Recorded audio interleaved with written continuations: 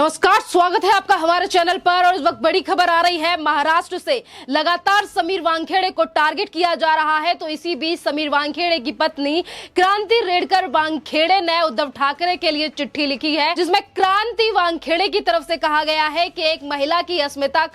के साथ खिलवाड़ महाराष्ट्र में हो रहा है और अगर बाला साहब ठाकरे इस वक्त जिंदा होते तो शायद उन्हें ये सारी चीजें पसंद नहीं आती और वो देखकर दुखी होते। वहीं दूसरी तरफ बड़ी खबर यह है कि आर्यन खान के लिए बार बार पे जिस तरीके से बेल नहीं मिल रही है, सेशन कोर्ट के बाद हाई कोर्ट में भी 2 बार सुनवाई हो चुकी है और बार बार पे मामला सुरक्षित रख लिया गया है। तो इसको लेकर लगातार जो बॉलीवुड के कलाकार सामने आ रहे हैं, तो फिर से एक बार ऋतिक रोशन ने दुख जताया है आर्यन खान के ना बेल मिलने को लेकर। ऋतिक रोशन की तरफ से कहा गया है कि आर्यन खान को जो बेल नहीं मिली है, इससे मैं काफी ज्यादा दुखी हूं। चलिए अब बात करते हैं महाराष्ट्र में हो रहे बार बार पे आरोप और प्रत्यारोप की राजनीति जो महाराष्ट्र की सरकार लगातार कर रही है। नवाब मलिक की तरफ से समीर वानखेड़े की पत्नी से लेकर बहन और पिता से लेकर वो मृतक मां को बार बार पे निशाना बनाया जा रहा है, जिसको लेकर समीर वानखेड़े की पत्नी क्रांति वानखेड़े ने चिट्ठी लिख दी है उद्धव ठाकरे के लिए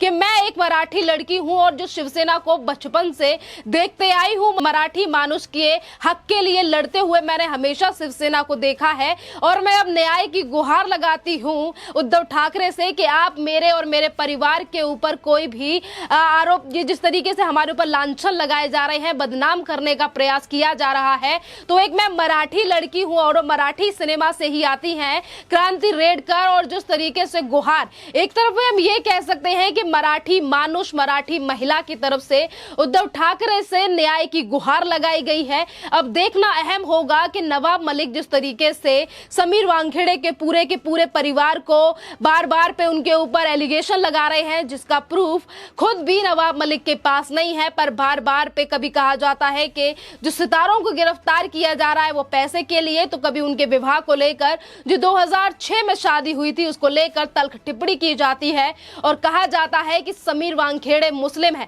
इन सारी चीजों से परेशान होकर आज अगर एक मराठी मानुष या फिर एक मराठी सिनेमा घर में काम करने वाली एक अभिनेत्री या फिर कहें हम समीर वानखेड़े की पत्नी उद्धव ठाकरे से आज न्याय की गुहार लगा रही है। अभी तक जो शिवसेना इस बात पर जोर दिखाती है और ये कहती है कि मराठी मानुष के लिए हमेशा से ही शिवसेना ने काम किया है, और जहां तक कि लोग जानते भी हैं कि जिस वक्त में बाला साहब ठाकरे थे वहां पर किस तरीके से उस राज्य में किस तरीके से मराठी मानुष के लिए काम शिवसेना करती थी। अब देखना अहम होगा कि उद्धव ठाकरे अपनी राजनीति को परे रखकर क्या इस मराठी मानुष के लिए, मराठी महिला के लिए आवाज उठाएंगे या फिर नवाब मलिक के साथ मिलकर फिर से वैसे ही चीज करेंगे जिस तरीके से वो करते आ रहे हैं। क्योंकि अगर हम समीर वानखेड़े की बात करें, समीर वानखेड़े की कार्यवाही को लेकर बात करें, जो बॉलीवुड के नामी ग्रामी लोगों को लेकर लगातार एनसीबी की टीम की तरफ से और समीर वानखेड़े की तरफ से की जा रही है। 2 तारीख को आर्यन खान को गिरफ्तार किया गया, तो दशहरे के मौके पर उद्धव ठाकरे की तरफ से ही कहा गया था कि एनसीबी जो काम कर रही है वो सिर्फ नाम और फेम के लिए कर रही है। सेलिब्रिटीज को टारगेट इसीलिए किया जा रहा है क्योंकि एनसीबी को इससे फेम मिल रहा है। जो ऑफिसर्स हैं वो पैसा और फेम चाहते हैं, इसी के लिए बॉलीवुड को टारगेट किया जा रहा है, महाराष्ट्र को बदनाम करने के लिए। जो महाराष्ट्र के सीएम लगातार ड्रग पेडलरों को सपोर्ट कर रहे थे और एनसीबी के खिलाफ आवाज उठा रहे थे और ये कह रहे थे कि एनसीबी जो काम है वो केंद्र सरकार से प्रभावित होकर कर रही है, केंद्र सरकार की तरफ से ये सारी चीजें की जा रही हैं। तो अब क्या उद्धव ठाकरे मराठी अस्मिता और मराठी महिला के लिए कोई कदम उठाएंगे? क्या ये चिट्ठी लिखी गई है क्रांति रेडकर की तरफ से, क्या इस पर कोई भी जवाब देंगे? हालांकि ये बात क्रांति रेडकर की तरफ से भी कही गई है कि उन्होंने चिट्ठी तो लिखी है महाराष्ट्र के सीएम उद्धव ठाकरे के लिए, पर इसको लेकर अभी कोई जवाब नहीं मिला है क्रांति रेडकर को उद्धव ठाकरे की तरफ से। एक तरफ पे उम्मीद लगाई जा रही है क्रांति रेडकर की तरफ से कि शायद उद्धव ठाकरे के मन, जो अंदर का उद्धव ठाकरे है, जो बाला साहब ठाकरे ने जो उद्देश्य और जो चीजें उद्धव ठाकरे के लिए सिखाई थी, उन सब चीजों पर चल के, उन आदर्शों पर चल के मराठी महिला के लिए आवाज उठाएंगे उद्धव ठाकरे। तो वहीं दूसरी तरफ महाराष्ट्र की मराठी मानुष भी ये देख रहे हैं कि उद्धव ठाकरे जिस कुर्सी पर आज सीएम बनकर बैठे हैं वो सिर्फ लोभ और लालच के लिए ही सीएम बने हैं या फिर वो सच में महाराष्ट्र के मराठी मानुष के लिए काम करना चाहते हैं। ये सारी जो चीजें हैं आज उन पर सबकी नजर बनी हुई हुई है और मराठी मानुष भी आज देखना चाहता है क्या उद्धव ठाकरे क्रांति रेडकर के लिए आवाज उठाएंगे या फिर वो पहले की तरह लगातार अपने मंत्रियों को बचाने का प्रयास करेंगे। क्योंकि अगर हम नवाब मलिक की बात करें तो नवाब मलिक की मुश्किलें अब बढ़ने वाली हैं। जहां एक एक करके सुप्रीम कोर्ट में PIL लगाई गई है नवाब मलिक को लेकर, तो वहीं समीर वानखेड़े की जो बहन है यास्मीन वानखेड़े, उनकी तरफ से भी महाराष्ट्र के एक पुलिस स्टेशन में एक चिट्ठी लिखी गई है जिसमें उन्होंने अनुरोध किया है कि नवाब मलिक के खिलाफ FIR दर्ज होनी चाहिए। जहां यास्मीन और समीर वानखेड़े की तरफ से लगातार कहा जा रहा है कि नवाब मलिक उनके ऊपर, उनके परिवार को राजनीति में घसीटने का प्रयास कर रहे हैं, उनके ऊपर बार बार पर आरोप लगाए जा रहे हैं। तो क्या उद्धव ठाकरे नवाब मलिक को लेकर कोई बयानबाजी देंगे? क्या उद्धव ठाकरे कहेंगे कि नवाब मलिक के द्वारा जो एलिगेशन लगाए जा रहे हैं वो ठीक नहीं है? और क्या उद्धव ठाकरे की तरफ से ये कहा जाएगा कि जो बार बार पे NCB और समीर वानखेड़े की जांच को रोकने का प्रयास नवाब मलिक की तरफ से किया जा रहा है वो ना किया जाए? क्योंकि आज मराठी मानुष जो है वो नजर टिकाकर बैठा है, क्योंकि हर जो चैनल है उसमें आज आर्यन खान या फिर नवाब मलिक की चीजें जरूर दिखाई दे रही हैं। और आज महाराष्ट्र की मराठी मानुष की जनता भी जानना चाहती है कि आखिरकार ये जो सरकार है, जो महाराष्ट्र में 3 पार्टियों की मिलकर सरकार बनी हुई है, आखिरकार ये किसके हक के लिए सरकार है? क्या ये उन ड्रग पैडलरों के लिए काम करती है सरकार, या मराठी मानुष के लिए, या फिर सच्चाई के लिए लड़ने वाले जो तमाम ऐसे ही लोग हैं जो महाराष्ट्र में रहते हैं, क्या ये सरकार उनके लिए कभी एक्शन लेगी? सवाल काफी ज्यादा हैं और जो लगातार सवाल पूछे जा रहे हैं लोगों की तरफ से, जो चीजें आज सोशल मीडिया पर रखी जा रही हैं, उनमें काफी ज्यादा मराठी मानुष भी हैं जो कि महाराष्ट्र से ही आते हैं। उनका भी यही सवाल है, क्या उद्धव ठाकरे बाला साहब के सिखाए गए आदर्शों पे चल के क्रांति रेडकर का साथ देंगे? और यही क्रांति रेडकर जिनकी तरफ से चिट्ठी लिखी गई है, महिला आयोग की तरफ से भी कहा गया है कि इन सारी चीजों को लेकर कार्यवाही की जाएगी। जहां एक तरफ महिला आयोग की तरफ से भी सपोर्ट किया जा रहा है समीर वानखेड़े की फैमिली को, यास्मीन की लिखी गई चिट्ठी को, यानी कि जो समीर वानखेड़े की बहन है। अब देखना अहम होगा कि सरकार का स्टैंड आखिरकार किधर की साइड रहता है, क्योंकि जो अभी तक बयानबाजी सरकार के नेताओं की सामने आ रही है वो तो यही है कि बार बार पे ये कहा जाता है कि जो NCB है वो इसीलिए बॉलीवुड के लोगों को टारगेट कर रही है क्योंकि महाराष्ट्र की सरकार को बदनाम करना चाहती है और महाराष्ट्र के लोगों को बदनाम करना चाहती है। पर जो महाराष्ट्र का मराठी मानुष है वो जानता है कि क्रांति रेडकर हो या फिर समीर वानखेड़े, वो किस न्याय के लिए काम कर रहे हैं और वो कौन सा दलदल है महाराष्ट्र में जिसे लगातार महाराष्ट्र सरकार की तरफ से बचाने का प्रयास किया जा रहा है। कभी उद्धव ठाकरे की तरफ से बयानबाजी की जाती है कि महाराष्ट्र में हर आंगन में तुलसी उगाई जाती है तो महाराष्ट्र को बदनाम करने का प्रयास है। तो वहीं ये सवाल अगर महाराष्ट्र की भी बात करें तो महाराष्ट्र में भी ज्यादातर लोगों का यही कहना है कि जो समीर वानखेड़े लगातार कार्यवाही कर रहे हैं, ड्रग के दलदल को जनता के सामने लाकर रख रहे हैं, उससे जहां एक तरफ देश की जनता खुश है तो मराठी मानुष भी खुश है कि जिस तरीके से महाराष्ट्र में अब चीजें जो है, जो गंदा दलदल है ड्रग्स का, वो निकल कर उसे सामने लाकर रख रहे हैं NCB के अफसर, जिससे महाराष्ट्र की छवि में सुधार आएगा और बॉलीवुड में जो नशेड़ी गंजेड़ी बसे हुए हैं उन्हें निकाल कर एक दिन बॉलीवुड भी पवित्र हो जाएगा। यानी कि आगे चलकर, आगे भविष्य को लेकर जहां जनता और मराठी मानुष की ये सोच है तो महाराष्ट्र की सरकार है उसका क्या स्टैंड होगा। अभी तक क्रांति रेडकर की चिट्ठी को लेकर कोई जवाब उद्धव ठाकरे की तरफ से नहीं दिया गया है। कल भी एक टीवी डिबेट के दौरान क्रांति रेडकर की तरफ से कहा गया था कि महाराष्ट्र की सरकार में जो लोग बैठे हुए हैं वो लगातार इन सारी चीजों का मजा ले रहे हैं, तमाशा देख रहे हैं। तो तमाशा देखने वालों में उद्धव ठाकरे भी शामिल है या नहीं,